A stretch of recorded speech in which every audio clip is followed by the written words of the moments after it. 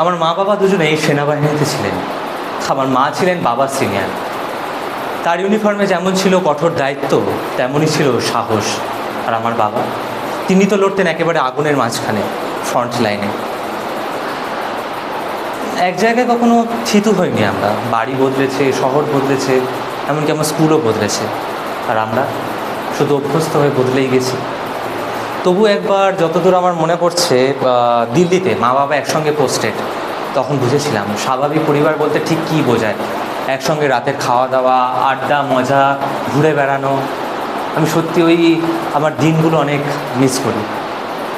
তারপর আবার সেই আলাদা, বাবা কাশ্মীরে পোস্টেড আর আমরা নাগপুরে। 7 দিন কোনো খবর নেই বাবার সঙ্গে। ক্রমাগত সন্ত্রাসবাদীরা গুলি চালিয়ে যাচ্ছে, অথচ মা প্রত্যেক দিন নিয়মিত সাজসজ্জা করে কাজে বেরোচ্ছেন। কিন্তু প্রত্যেক দিন রাত্রি হলে তিনি বসে থাকতেন টেলিফোনের সামনে, অপেক্ষায়, নিঃশব্দে। 8ম দিনের মাথায় অবশেষে ফোন এলো। বাবা ফোন করে জানালেন আমি একদম ঠিক আছি।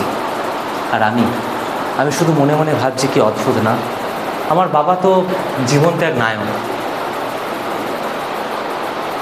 কিন্তু লড়াই কি কখনো থেমে থাকে? অবসরের কিছুদিনের মাথায় মায়ের শরীরে আবার এক যুদ্ধ শুরু হলো।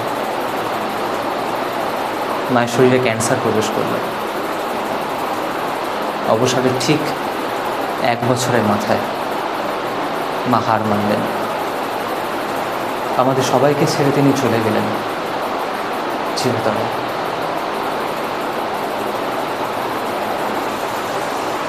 কিন্তু বাবা কখনো ভেঙে পড়েননি, কোনোদিন ভেঙে পড়েননি। দিনের পর দিন আমাকে বলতেন আর্মি অফিসাররা কোনোদিন অবসর নেয় না, তারা শুধু রিটায়ার করে। 60 বছর বয়সে তিনি হাতে সাইকেল তুলে নিলেন, দিল্লি থেকে সিমলা। নিজের যৌবন হারিয়েছেন, শ্রবণ শক্তি হারিয়েছেন, এমনকি নিজের ভালোবাসার মানুষটাকে হারিয়েছেন। কিন্তু আজও তিনি লড়ে যাচ্ছেন, আজও তিনি ভারতের চারিদিকে ঘুরে বেড়াচ্ছেন। হ্যাঁ, বন্দুক হাতে যুদ্ধক্ষেত্র হোক কিংবা এই হৃদয় ভাঙা বুকে জীবনে এগিয়ে চলা আমার বাবা সত্যি একজন বিজয়ী, সত্যি একজন বিজয়ী আমার বাবা।